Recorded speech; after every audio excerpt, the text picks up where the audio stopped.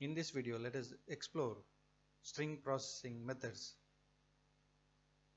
for manipulation, obtaining the character features,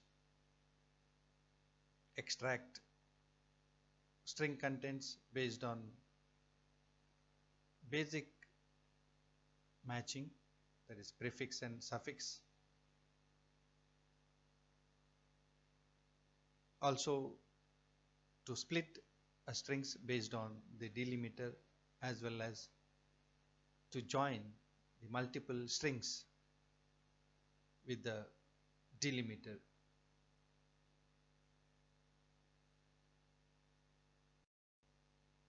There are several string methods to analyze the individual characters of a string, as well as to create transformed strings.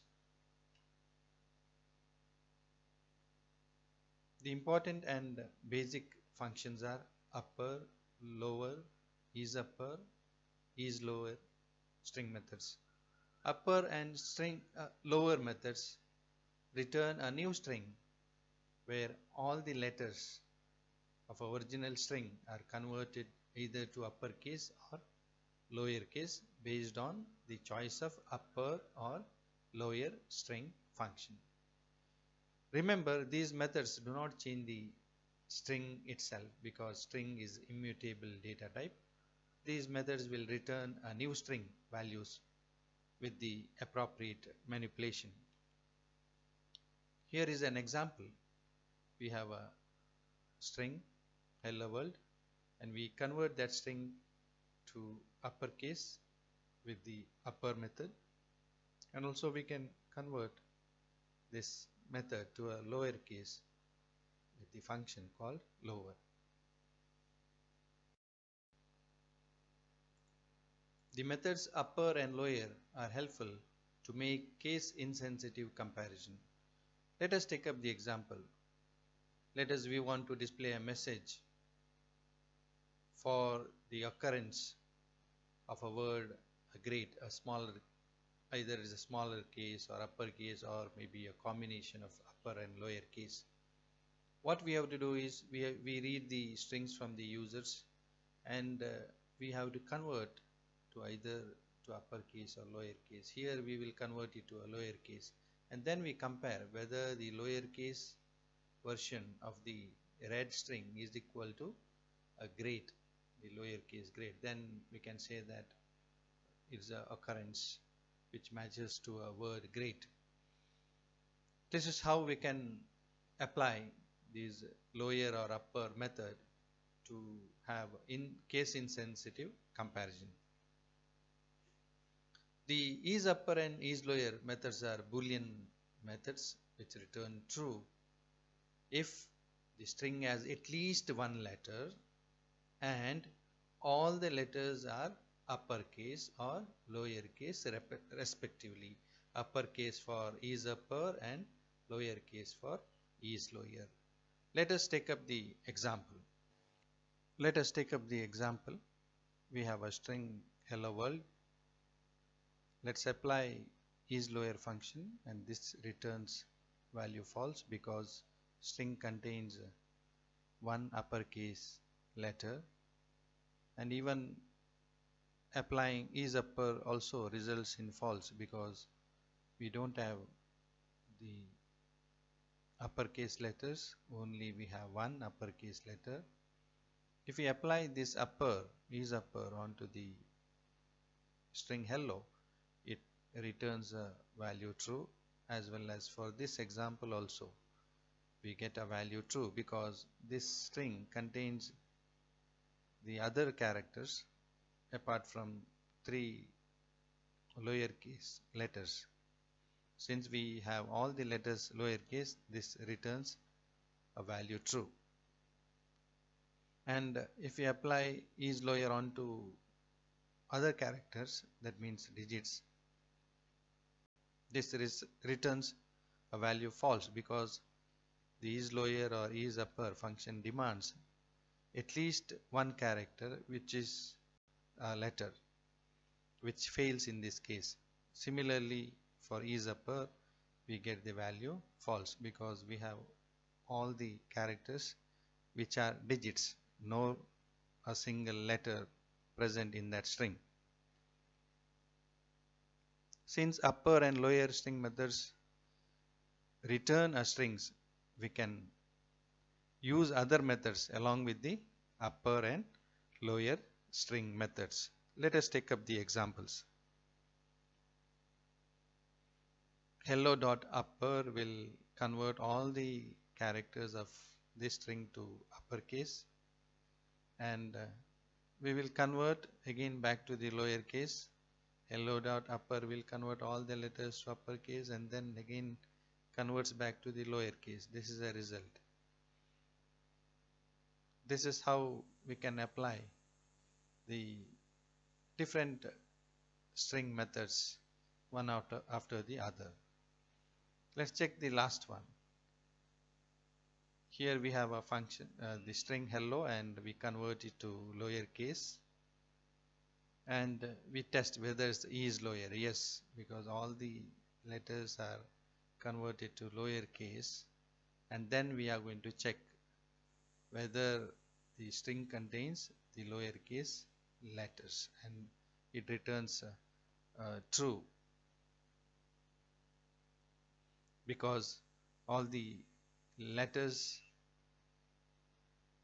after conversion to a lower case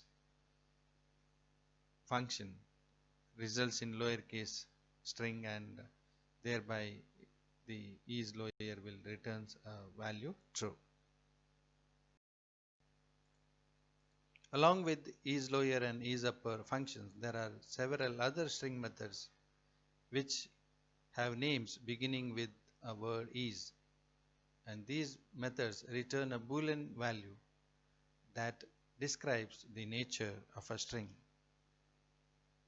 We have a function called isAlpha, returns true if the string contains only the letters and string is not an empty string.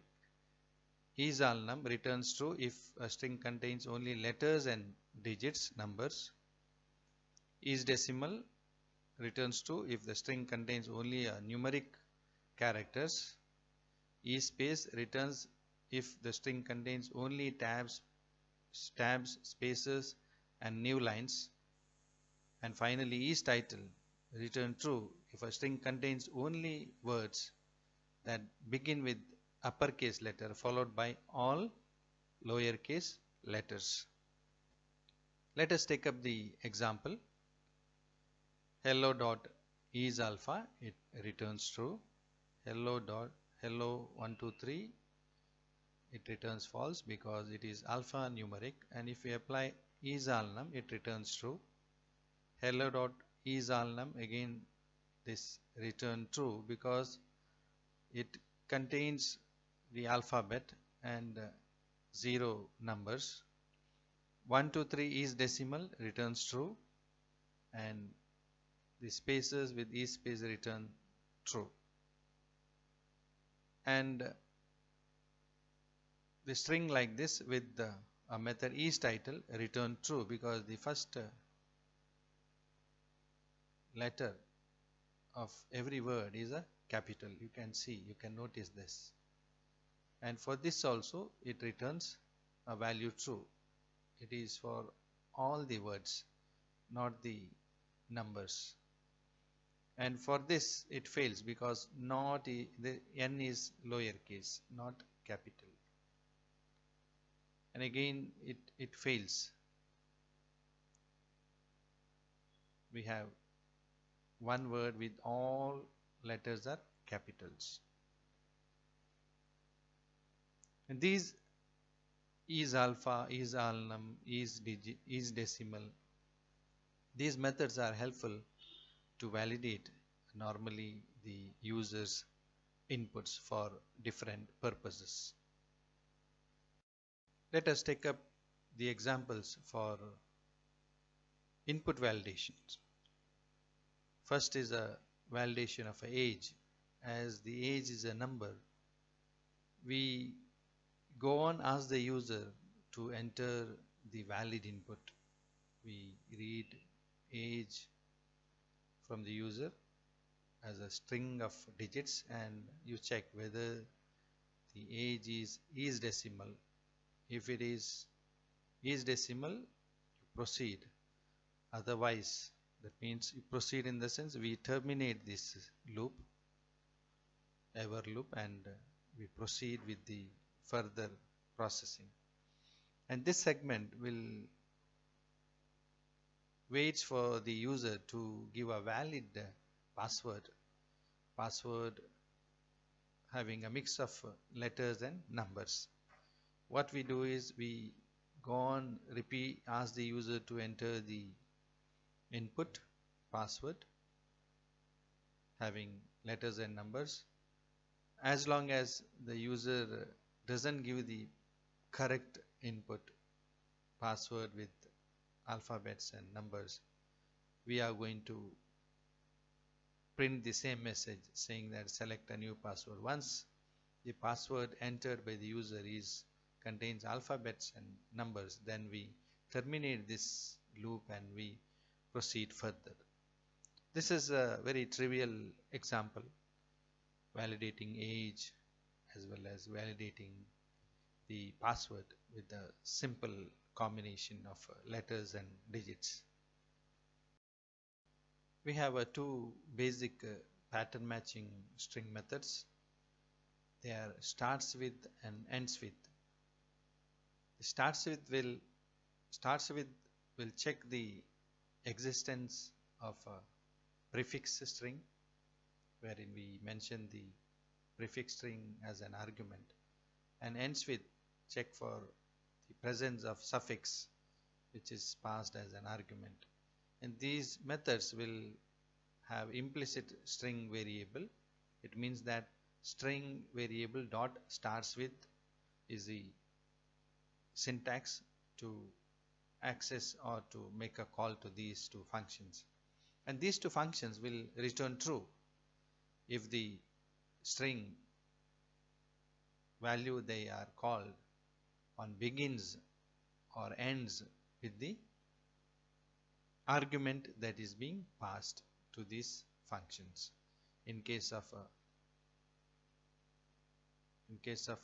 starts with is a prefix, and in case of ends with it is a suffix. Otherwise both the strings will return a value false. Let us take up the example. We have a implicit string here. We can have a variable here, string variable dot starts with hello. Yes, this is the actually pattern that we are going to match, prefix. Whether this pattern is found as a prefix of this string. Yes, it is found, it returns true. And let's check with the ends with. Yes, it ends with the word exclamation mark. And let's check with the ABCDEF, where we have a ABC 1 to 3. It returns false because prefix ABCDEF is expected here at the beginning of this string. Similarly, ends with 1 2. It actually ends with 2 3. That's why it returns false.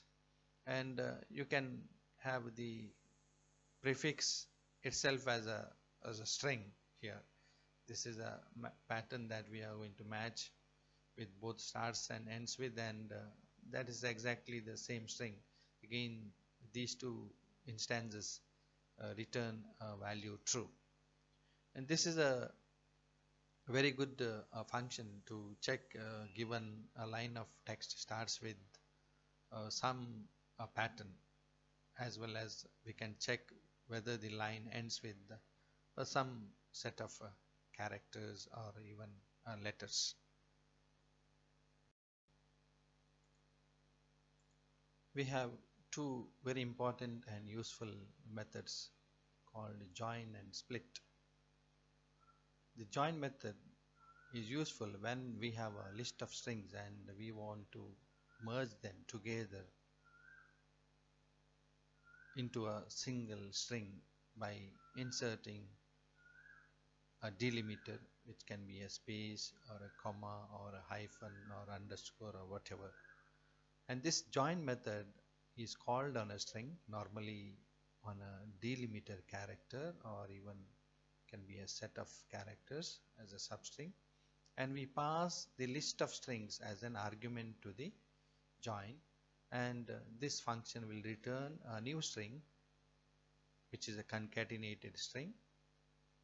Concatenation is based on the delimiter that is being used to call this a method. Let us take up the example. We have let us say a list of, here instead of mentioning the list of values, even we can have a list variable here. Here we have a list of words, cats, rats, all that with the comma because it's a list, and we want to join this and we want to convert a string. What we have to do is we have to call this join method on comma. We want to have a string containing a comma for after each of the word except the last word. We have to call this join method on this comma dot join list of characters, and this gives me this value, cats, rats, bats. If we want to insert a space, then this join method has to be called for this space and give the list of words. Again you get a nice sentence like this. And if you want to call this on a set of characters, you can do that. Again you will get ABC in between all these list of words. This is how you can combine a list of strings into a single string by adding the delimiter character or a substring between all these set of strings, and you can have a single concatenated string. Remember, this join function is called on a string value and it is passed a list a value. That means the argument that it takes is a list value. The function is called on a string value which takes the argument which is a list value, and the return value is a string value.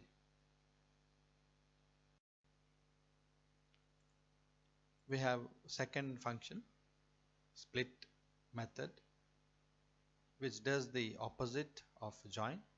It is called on a string value and returns a list of strings, and this division of a bigger string into a list of smaller strings is based on the parameter that we pass to a split method, which is a delimiter character or a substring. Let us take up this example. We have a string, this is a sentence, and we split, and split happens here based on this space, and we have provided the optional parameter here. If we provide something different character, then split happens based on that character. Here by default, if we don't specify the argument, then split happens based on the default character, that is space.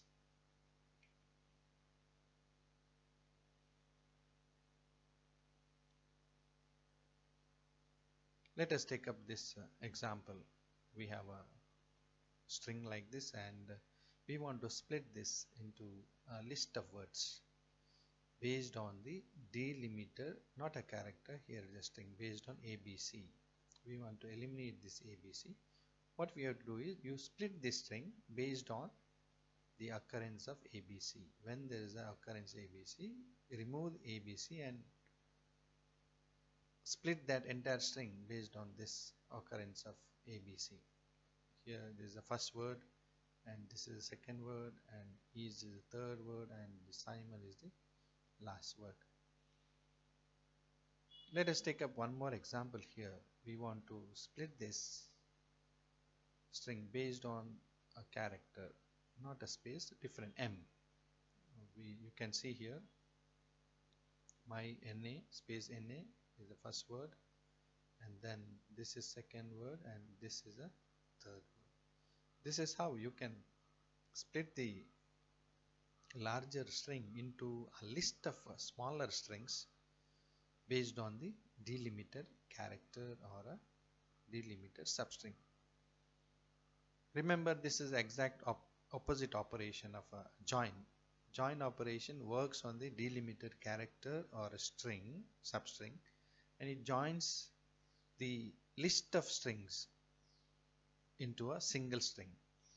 A split takes the single string and split into list of substring, smaller string, based on the delimiter character or the delimiter substring. One important and useful application of this split method is to split the multi-line string into number of lines of text. Let us say we have a multi-line string with 4 lines and we want to split into this 4-line string into 4 different lines. A best function, that method we can use is split based on /n, new line character. This gives me a list of lines of text. I get a list having 4 lines of text. This is how I can analyze these lines one by one to check for existence of a particular word, or maybe to check for a prefix or a suffix, etc. This is how one can apply split function to split the multi-line string into a number of lines of text.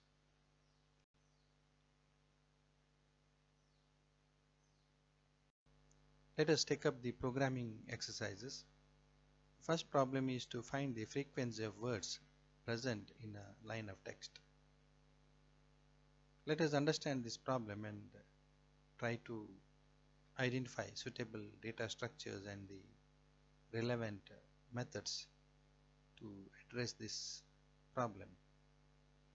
Assume that line of text contains words as well as other characters, even numbers. What we have to do is, first we have to read a line of text and we create a list of words by splitting the line of text based on the delimiter space.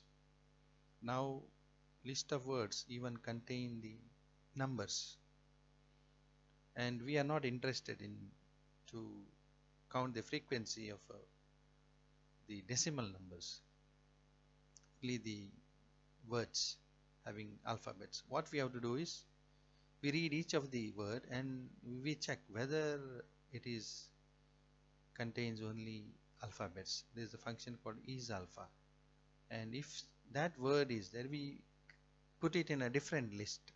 We create one empty list and put them, append them, provided the word from the previous list is contains only alphabets. Then we create a set with the help of newly created list, so that we get only the distinct words. Even repetitions are not allowed in set.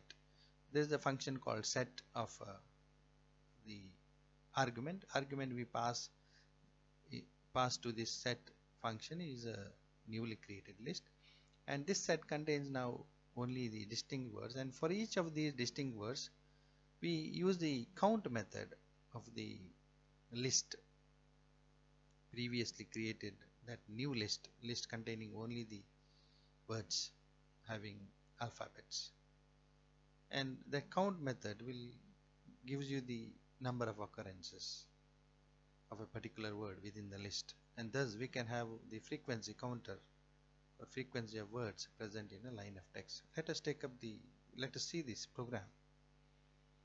This is the list that we have created, empty list, and here this is the empty list. Here we read the line of text and we split the line of text by passing a delimiter space. This is a default keyword. This is optional, you can directly specify the space. And this lines now contains the words as well as the decimal numbers, and we are not interested in decimal numbers. What we have to do is you read each word from this line list of words, and remove the white spaces, and you check whether that word contains only alphabet. If it contains only alphabet, you put it in a new list, that is li. Now you have a li after this for loop. You have a li with only the words, no decimal numbers. And now how do we get the count? We have a even list allows the repetition of words, and we want to have a distinct words and its frequency. What we have to do is we create a set using a set function, and we pass this list li, newly created list, as an argument, and we now have a set of distinct words which are present in list. And for each of these distinct word in this set, we call a counter, that is called li.count. Li is a newly created list. Li.count of word gives me the number of occurrences of this word in that list, and for it is for the each of the word that is in the set. That's how I can get the word and its frequency in a given line of text. This is how we can solve this problem with the help of list, set, and the string method, strip, is alpha, and split method. Let us take up the second problem to count the vowels and consonants present in a line of text. It's very quite simple problem. What we have to do is we have to use the concept of indexing to access each and every character, and we have to check whether the character is alphabet, and if it is alphabet, you convert it to lowercase or uppercase, so that you can check with the vowels. And once you have all the vowels count, then definitely you can get the consonant count by keeping track of all these alphabet count. Here is a simple program. Initialize the vowel counter and alphabet counter to 0, and read the line of text, and for each character in the line of text, check whether it is alphabet. If it is alphabet, you convert it to lowercase, and meantime you increment the alphabet counter also, so that I can get the consonant count later. And you check whether the C, that's a character, it belongs to the set A, I, O, U, and if it belongs to that, you increment the vowel count, and this should happen for all the characters in the line. And finally you have a vowel count, and alphabet minus vowels will give you the consonant count, wherein we don't consider digit spaces and any other special characters which come across which are present in the line of text.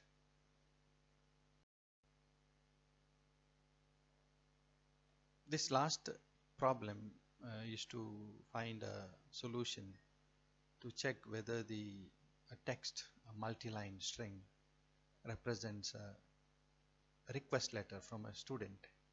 As you know, all the request letters have three things in common. One is from colon, then somewhere in the to colon, and then subject colon, with the subject content, from address, to address, and subject line, followed by the body, and then sincerely. What we have to check is we have to check whether the letter, the multi-line string, contains from colon, to colon, and subject colon.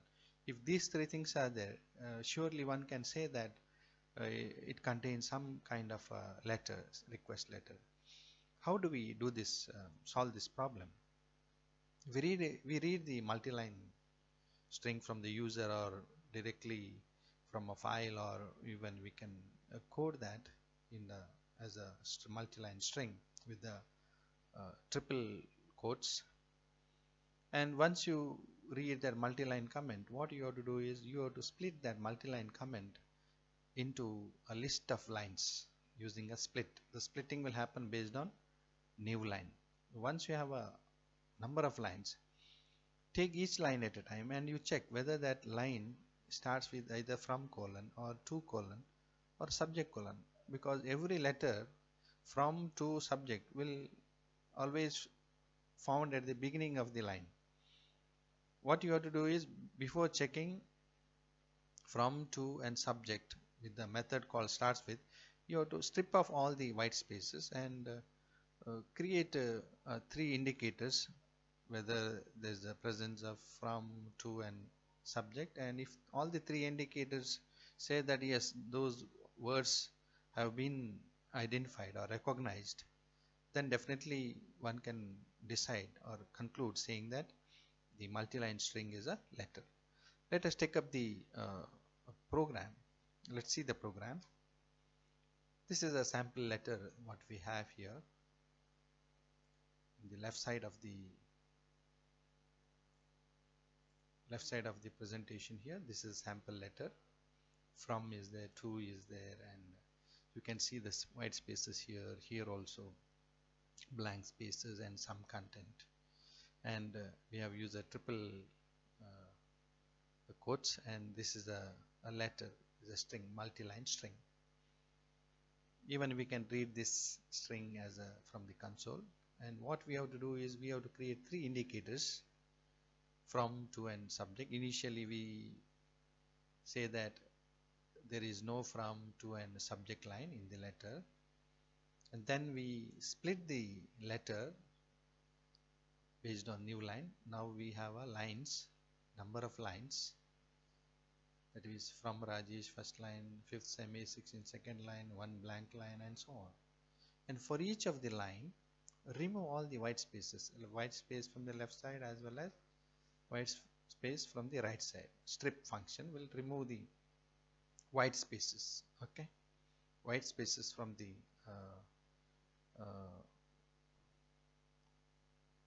text. Anyway, we are going to see this function strip in the next video. Strip function will strip off the white spaces, tabs, and so on. And once we remove this white space, you check whether that line starts with from.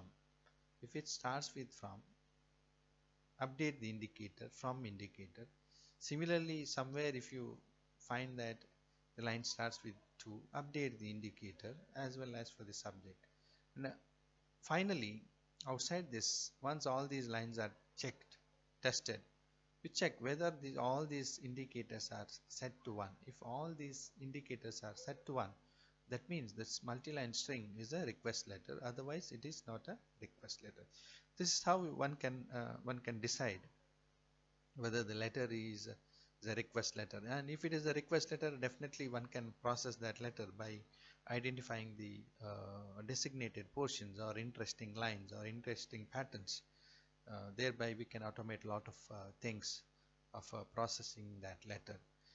Let's see all those processing of interesting lines in the subsequent videos of in the coming chapters. Let us summarize the discussion. In this video, we learned many string methods which are useful to manipulate the strings. There are few string methods which check the speciality of individual characters of a string. For example, is alpha, is lower, etc. Also, we applied starts with and ends with method to check the presence of a substring at the beginning as well as end of a line of text or maybe a string. Finally, we applied the important functions split and join to create a list of words from the larger string as well as to join a list of strings into a single string based on the delimiter, space, or any other set of characters. At this point, you are now in a position to identify the suitable data structures as well as the relevant methods to solve the string processing problems.